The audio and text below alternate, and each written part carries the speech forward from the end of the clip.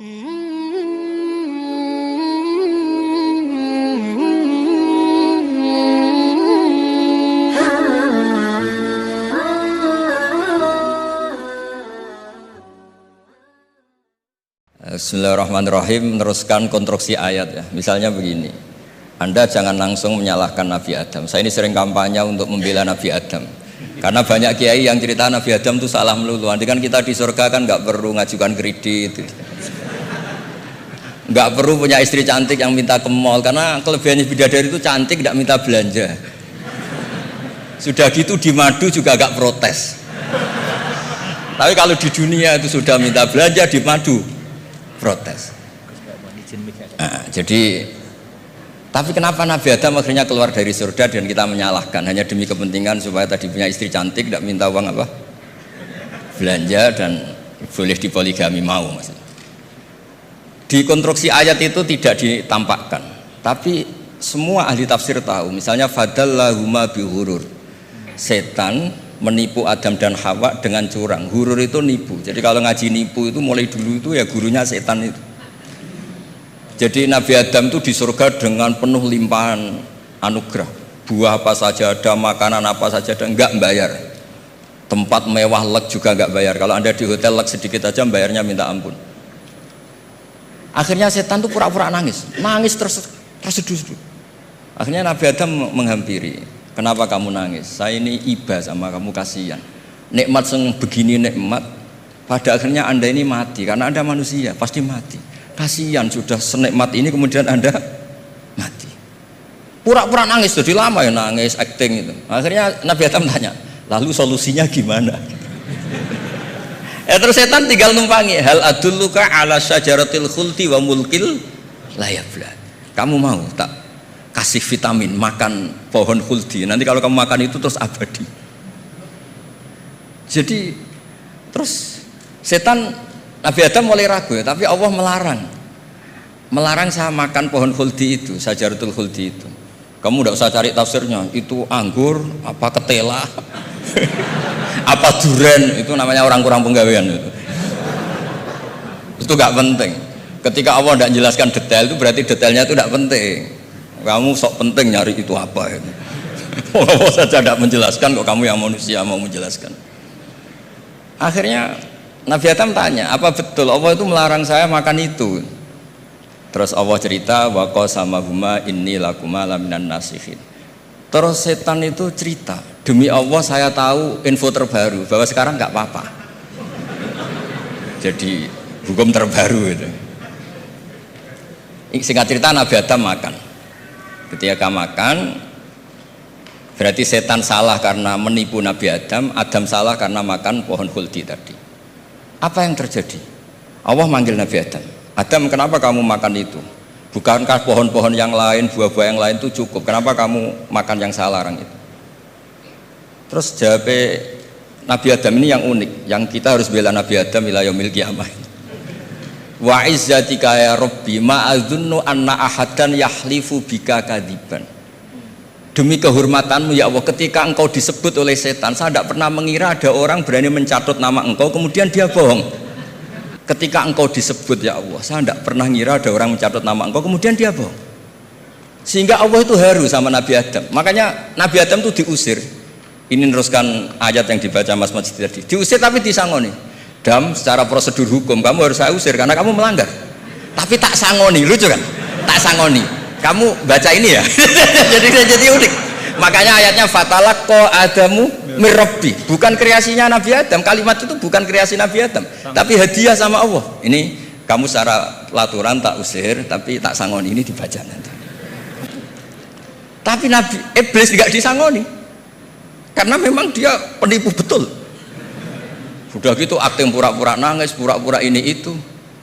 Jadi benar-benar penipu ulung. Makanya sekarang pun kalau penipu itu memang harus sopan, harus nangis. Itu cara untuk itu. Karena sanatnya penipuan memang begitu, sanat awalnya memang begitu. Pura-pura nangis, terus pura-pura itu. Jadi itu memang cara paling efektif untuk apa? Nipu. Ada sanatnya. Ada sanatnya. Nah, lalu kenapa ada hadis mangqala la ilaha illallah dakhalal jannah? Ini terakhir terus nanti Mas Masdi ngendikan terus doai sekalian. Perintah sohibul bait, bukan permintaan, perintah. Perintah itu bukan berarti tidak sopan. Memang bahasa Indonesia itu gitu. Permohonan itu mesti diabaikan. Kalau perintah itu agak tegas. Bukan masalah. Jadi begini. Saya ulang lagi konstruksi ya. Konstruksi ayat fadallahuma bihurur. Kenapa mangqala la ilaha dakhalal jannah? Itu unik. Kalau kita baca hadis, ada orang itu pendosa, salahnya sudah minta ampun. Sama Allah dipanggil. Ini hadis musnad, riwayat Musnad Ahmad dan banyak riwayat yang lain. Dipanggil, "Fulan, kamu ke sini. Kamu lihat itu apa?" "Bok, Gusti." "Berapa?" 99. Per bok itu maddul basor. Sepanjang mata melihat itu isinya dokumen kesalahan dia. Jadi nggak kayak yang di pengadilan itu hanya beberapa tumpuk. Itu sepanjang dia lihat itu kesalahannya dia. Sepanjang dia melihat. Sudah gitu jumlahnya 99. Ya dia putus asa, dia tidak akan masuk surga. Kemudian sama Allah, sudah kamu tenang saja. Diambilkan bok kecil, kecil sekali, paling sak bok jam tangannya. Dah, innaka lan tuzlamal yaum, kamu tidak akan terdolimi. Kenapa Gusti? Ini kamu punya kebaikan ini kecil sekali. Ya apa efeknya Gusti? Kan nggak ngefek kesalahan seperti itu. Kemudian bandingannya hanya kebaikan sekecil itu. Udah kamu tenang aja. Setelah ditimbang box 99 yang jumlahnya maddul basor kira-kira 3 kilo sama satu wadah jam kecil, ternyata setelah ditimbang itu menangnya 1 jam kecil karena isinya la ilaha illallah. Malaikat itu gak berani. Kamu berani ada namaku kemudian kamu abaikan. Malaikat yang nimbang Pak Warsono itu diprovokasi sama malaikat yang lain. Kamu berani nggak mempertimbangkan kata Allah di situ? Wah ya tidak berani. Itu disebut fala yaskulu ma'asmillahi ta'ala syai'un, dibandingkan asma Allah itu tidak ada yang bisa mengungguli. Nah, di sini terus para torekot, para apa konwiridan Allah, Allah, Allah. Tapi karena kita ini sekarang sudah tidak ngaji malah tanya, gunanya apa sih muni Allah, Allah? Lu nyebut pangerane orang-orang gunanya itu. Oh ini sedang nyebut Tuhannya, kok kamu tanya gunanya apa? Kamu tak kasih uang aja tidak pernah tanya gunanya uang ini apa? Pas dijak wiridan tanya gunanya apa sih? Oh dasar orang aneh. jadi logis. Nah Nabi Adam juga sama, ketika disebut asma Allah itu nggak mikir yang lain. Apa setan itu penipu apa enggak, sudah grogi yang manggil Allah langsung. Nah makanya saya mohon kenapa kita memahami mangkana akhiru kalamihi Allah la ilaha illallah dakhalal jannah. Karena dengan itu malaikat gak berani macam-macam. Jadi nanti kalau Anda ketemu malaikat tukang hisab, ayo silahkan abaikan nama Allah. Kalau kamu berani berarti tidak malaikatnya Allah. Masa namanya Allah gak dipertimbangkan? Apalagi ini asmane Allah. Nah, makanya Nabi ngendikan fato satis sijilat wasakula ismuwah. Kemudian bok kesalahan tadi jomplang kalah.